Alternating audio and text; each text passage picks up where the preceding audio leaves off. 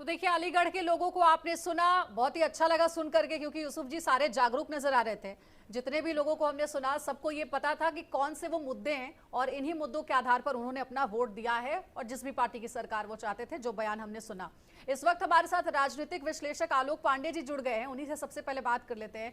आलोक पांडे जी, पूरे विवाद पर आपकी भी नजर होगी सर, आपने भी देखा ही होगा क्या चल रहा है इस वक्त। कल अखिलेश यादव की वो प्रेस कॉन्फ्रेंस भी आपने देखी होगी, और अभी देखिए यूपी के अलग अलग जिलों से ऐसी खबरें सामने आ रही हैं कि समाजवादी पार्टी के कार्यकर्ता अब हंगामा कर रहे हैं, सड़क पर उतर आए हैं। आप सबसे पहले तो इस पूरे विवाद पर अपनी क्या राय रखते हैं, और राजनीतिक विश्लेषक के तौर पर ये सब आपने देखा सुना होगा अब तक के हुए कितने सारे चुनाव में, अभी जो स्थिति है उसको लेकर आप क्या कहेंगे? मैडम देखिए, अखिलेश जी या कोई भी जो विपक्ष में रहता है उसके लिए एक डर तो रहता है कि कहीं वो चुनाव हार न जाए। ये एक पहली मानसिकता होती है चुनाव को लेकर के, उसके लिए वो भांति भांति के कदम उठाते हैं।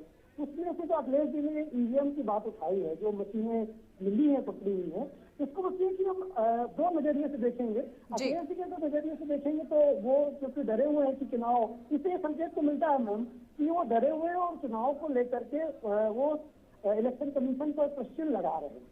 लेकिन अगर हम पूरी इतिहास में देखें, ये सामान्य प्रक्रिया है। जो नियम होता है या जो ट्रेनिंग के लिए ईवीएम मशीनें जाती हैं, ये पहले भी जाती रही है। इसके ऐसा नहीं कि ये पहली बार गई है। हाँ, अब ये पहली बार इसको इस तरह से मुद्दा बनाया जा रहा है, ये मुद्दा ठीक नहीं है। ना तो समाजवादी पार्टी की साख के लिए ठीक है, मैं स्पष्ट कह रहा हूँ, और ना लोकतंत्र के लिए ठीक है मैडम। लेकिन आलोक जी, क्या आपको लगता है कि अगर ट्रेनिंग के लिए ईवीएम मशीनें एक जगह से दूसरी जगह ले जाई जाती हैं, तो हर बार ये संभव होता है क्या, और हर बार ये नियम कहता है कि उस विधानसभा के प्रत्याशियों को जानकारी इस बात की देनी चाहिए अगर ट्रेनिंग के लिए ईवीएम को शिफ्ट किया जा रहा है कहीं, तो ये हर बार पॉसिबल हो पाता है? बहुत बार पॉसिबल नहीं होता, क्योंकि मेन प्रॉब्लम ये होती है कि जो ईवीएम बोर्ड ईवीएम रखी गई मशीनें, उनकी 3 लेयर सुरक्षा होती है। जिसमें वोटिंग हो चुकी है उन तक, उन मशीनों तक पहुंचना असंभव होता है। 24 आवर सीसीटीवी कैमरे के अंदर होती है, 24 आवर सुरक्षा उनकी की जाती है, जिसमें हमारे समाजवादी पार्टी के नेता हैं, कार्यकर्ता हैं, वो 100 मीटर की दूरी पर, इवन हर पार्टी के कार्यकर्ता 100 मीटर की दूरी पर वो उसे मॉनिटर कर रहे हैं। तो इसे बड़ी चूक माने, या फिर हो सकता है कि ध्यान नहीं रहा इसलिए बताया नहीं गया, जिसको लेकर इतना विवाद हो रहा है? ये सामान्य चूक है प्रशासन की, मेरे हिसाब। ठीक है, ये आपने बहुत अच्छे से समझाई। यूसुफ अंसारी जी, अगर जिस तरीके से बीजेपी पर आरोप लगाए जा रहे हैं, तो फिर तो समाजवादी पार्टी के ऊपर भी एक आरोप बनता है कि जब आपकी सरकार थी और उस दौरान जब चुनाव हुए थे, तो क्या चुनाव आयोग आपकी बातें सुनता था? चुनाव आयोग आपके पक्ष की बातें कहता था? देखिए अंजलि, ये राजनीतिक आरोप हैं, और जो पार्टी सत्ता में होती है उसके दौरान जब भी चुनाव होते हैं तो हर पार्टी कहीं ना कहीं किसी न किसी स्तर पे चुनाव को प्रभावित करने की कोशिश करती है। क्योंकि जब हमारे देश में एक राजनीतिक दलों का एक चरित्र है कि उनकी जब वो सत्ता में होते हैं तो उनकी भाषा अलग होती है, और जब वो विपक्ष में होते हैं तब उनकी भाषा अलग होती है। तो सत्ता के दुरुपयोग से कोई राजनीतिक दल अछूता नहीं है, मैं बहुत जिम्मेदारी के साथ ये बात कह सकता हूँ। चाहे केंद्र की सत्ता हो, चाहे प्रदेश की सत्ता हो, जो राजनीतिक दल सत्ता में है वो सत्ता के जो टूल्स हैं, ब्यूरोक्रेट्स हैं, उनका अपने हिसाब से, अपने एजेंडे के हिसाब से दुरुपयोग करता है। ये एक सच्चाई है, इससे आप बच नहीं सकते। ठीक है, तो आपने यूसुफ अंसारी जी को सुना होगा। विनीश शुक्ला जी, बीजेपी का पक्ष रखने के लिए आप बैठे हुए हैं, अगर इस तरीके के आरोप अखिलेश यादव आपके ऊपर लगा रहे हैं तो उसमें ऐसा लगता है कि कहीं ना कहीं थोड़ी सच्चाई है, अखिलेश यादव की कम से कम माने तो क्या आपको नहीं लगता है कि क्लियर स्टेटमेंट बीजेपी की ओर से इसके बारे में जाना चाहिए? और साथ ही एक और सवाल भी चंदौली से जुड़ा हुआ, जहां पर वीवीपैट की पर्चियां मिली है, बहुत ही कॉन्फिडेंशियल होता है ये सब कुछ, तो वीवीपैट की पर्चियां कैसे मिल गई? ये एक बहुत बड़ा सवाल बार बार आपसे विपक्षी दल पूछ रहे हैं। देखिए अंजलि जी, अभी यूसुफ जी ने भी बताया था, और अभी जितने भी पत्रकार महोदय हैं हमारे, चाहे वाराणसी के हों या अन्य लोग हैं, सभी ने बताया है कि वीवीपैट के विषय में बताया है और ईवीएम मशीन के विषय में बताया कि ट्रेनिंग के लिए जा रही थी, या जो भी चूक हुई उसकी जांच वो अधिकारी ही करेंगे। चुनाव आयोग के अंडर में सब कुछ है, चुनाव आयोग उस पर कार्रवाई करेगा। दूसरी बात मैं इतना कहना चाहूंगा कि जिस तरीके से समाजवादी पार्टी के अभी देखिए एक प्रत्याशी अभिषेक मिश्रा जी का बयान किसी ने भी यूसुफ जी भी बैठे थे, एक बार भी इन्होंने ये नहीं कहा कि कितना निंदनीय बयान उन्होंने दिया कि लाखों लोग हमारे हैं और चलाएं गोली।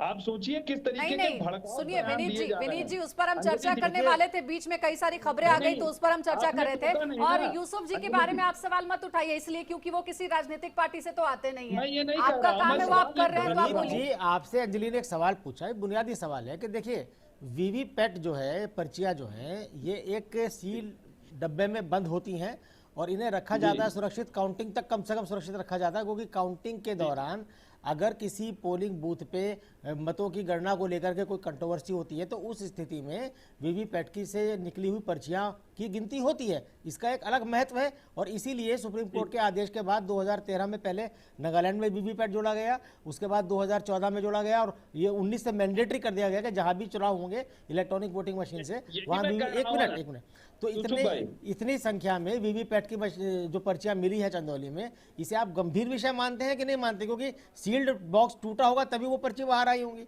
काउंटिंग से पहले इतनी पर्चियां बाहर आई हैं, कुछ जली हुई हैं, कुछ बिना जली मिली है। इसे गंभीर मुद्दा मानते हैं कि नहीं मानते हैं, ये बताइए आप। मैं ये कह रहा हूँ कि वीवीपैट पे उस पे मोहर लगी है कि नहीं लगी हुई है, उस पे मोहर लगी हुई है, उसमें समाजवादी पार्टी के उम्मीदवारों का नाम उनका चुनाव चिन्ह है, बीएसपी के उम्मीदवारों का नाम उनका चुनाव चिन्ह है, कुछ नोटा के हैं, बीजेपी का नहीं है उस पर। लेकिन वीवीपैट पे उम्मीदवार का नाम होता है और उम्मीदवार जिस पार्टी से है उसका चुनाव चिन्ह होता है, और अगर कोई इंडिपेंडेंट उम्मीदवार है तो उसका जो भी चुनाव चिन्ह अलॉट होता है उसका निशान होता है। वो पर्चियां हैं, बीएसपी के उम्मीदवार वहां से है वो दिखा रहे हैं, सारे टीवी गूगल पे आप सर्च मारे उसकी बहुत सारी खबरें छपी हुई है, तो उसमें बीजेपी का कोई पर्चा नहीं है। तो सवाल ये है कि जब सारी मशीनें स्ट्रांग रूम में सील होकर चली गई हैं तो फिर ये वीवीपैट की पर्ची चाहे 4 ही पर्चियां हैं तो वो तो काउंटिंग में उस टाइम मौजूद नहीं होंगी, तो ये कहां से आ गई, कैसे आ गई? तो क्या ये गंभीर विषय है कि नहीं है? देखिए, कोई भी चीज बिना जानकारी के, मैंने कहा ना कि जब डीएम ने कहा कि प्रत्याशी या एजेंटों के माध्यम से वो उन्होंने कहा इलेक्ट्रॉनिक वोटिंग मशीन के मूवमेंट को लेकर के, सवाल चंदौली में मिली वीवीपैट की पर्चियों पर है। वीवीपैट की पर्चियों पर डीएम ने कोई बात नहीं की, ये चंदौली का मामला है और डीएम का जो बयान आया था वो वाराणसी को लेकर के आया था। बात चंदौली की सिर्फ इतनी सी बात बता दीजिए आप कि वीवीपैट की पर्चियों का काउंटिंग से पहले बाहर निकला, सिंपल सवाल है। समय मत लगाइए, वीवीपैट की पर्चियों का इस तरह काउंटिंग से पहले बाहर मिलना, कूड़े में जली हुई पर्चियां मिलना, क्या गंभीर विषय है या नहीं है? देखिए, मैंने कहा ना कि कोई भी जानकारी होती है, सारे गंभीर विषय हैं, उस पर चुनाव आयोग गंभीरता से कार्रवाई कर रहा है, देख रहा है, और जो भी जिलाधिकारी हैं उन सभी को निर्देश दे करके वो अपना कार्रवाई कर रहे हैं। ठीक है, जिसको ठीक है, लगता कुल मिलाकर सवाल यही है कि बहुत कम समय रह गया है, चुनाव के नतीजे आने में बहुत कम समय रह गया है और उस बीच में ऐसी तस्वीरें नहीं आनी चाहिए थी जो कि आ रही हैं सामने। आखिरी प्रतिक्रिया में आलोक पांडे जी से लेना चाहूंगी। अभी विनीत शुक्ला ने अभिषेक मिश्रा का हमने बयान सुना, समाजवादी पार्टी के नेता हैं, उनका बयान आपने भी सुना होगा, और उससे पहले हमने कल अखिलेश यादव की एक प्रेस कॉन्फ्रेंस भी देखी। इन दोनों ही बयानों में जिसमें कहीं ना कहीं ऐसा लग रहा है कि ये प्रोवोकिंग स्टेटमेंट है, ऐसा बयान नहीं देना चाहिए किसी जिम्मेदार नेता को, उसे आप कैसे देख रहे हैं सर, और उसका असर किस तरीके से होता हुआ अभी आपको नजर आ रहा है जिन अलग अलग जगहों से तस्वीरें आ रही हैं? देखिए मैडम, परिपक्व लोकतंत्र में इस तरह की कोई भी घटना, अखिलेश जी की अपनी चिंताएं हो सकती है, लेकिन विपक्ष के नेता के रूप में और पार्टी जो मतलब की उम्मीद होती वो भी सत्ता में आ सकती है। ऐसे नेता से कि जो कल हो सकता है चीफ मिनिस्टर बन जाए, ऐसे नेता से इस तरह के बयान की उम्मीद करना ठीक नहीं है। इससे जो राजनीति का स्तर घटता है, उन्हें इंतजार करना चाहिए। इलेक्शन कमीशन लगभग निष्पक्ष है, लगभग तो इसलिए कह रहा हूँ कि कभी कभी जो यूसुफ अंसारी जी ने कहा था कि थोड़े बहुत उपयोग हो सकता है हो जाते हो, लेकिन लगभग निष्पक्ष है, तो इलेक्शन कमीशन की निष्पक्षता पर भरोसा करना चाहिए। और अखिलेश जी की एक छवि है, उस छवि को देर न करें तो ज्यादा अच्छा रहे। बिल्कुल ठीक है। अब शैलेश चौरसिया हमारे सहयोगी वाराणसी से जुड़े हुए थे। शैलेश, छोटा सा जवाब चाहूंगी आपसे। अब क्योंकि ये विवाद पूरा देखने को मिला है, अलग अलग जगहों में, वाराणसी में भी देखने को मिला कि ईवीएम 2 घंटे क्या कर रही थी ऐसे खुले में, और ये ईवीएम जो है वो वही ईवीएम है या नहीं, इसके ऊपर हमने बात भी की है। खैर, आप जरा बताइए कि स्ट्रांग रूम के बाहर वाराणसी की बात करें तो किस तरीके की सुरक्षा के इंतजाम है ताकि दोबारा से ऐसे कोई सवाल ना खड़े हो?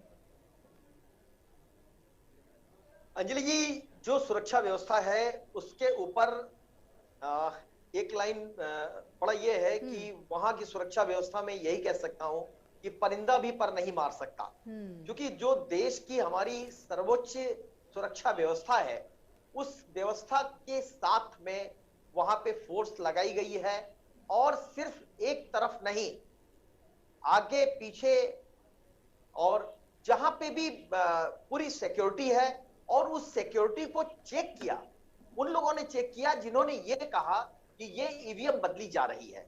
अगर हम उस सुरक्षा व्यवस्था पे जो हकीकत है उसको बता रहे हैं, दिखा रहे हैं, तो उसमें दूसरी राजनीतिक दल कह रही है कि आप सत्ता की भाषा बोल रहे हैं।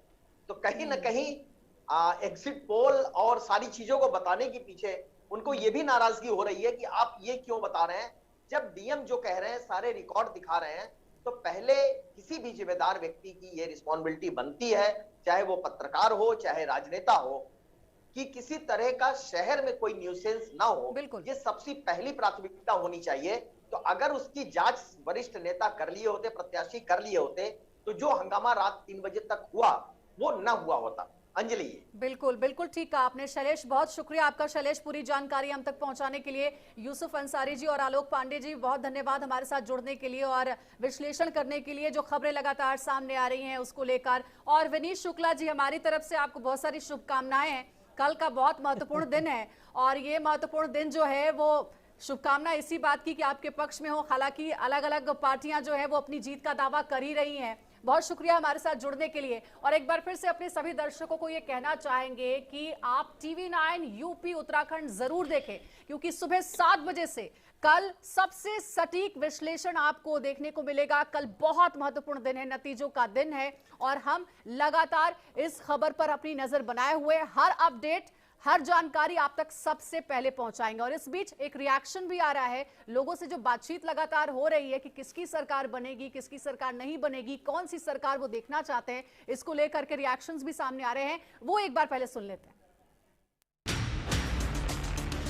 10 मार्च की सुबह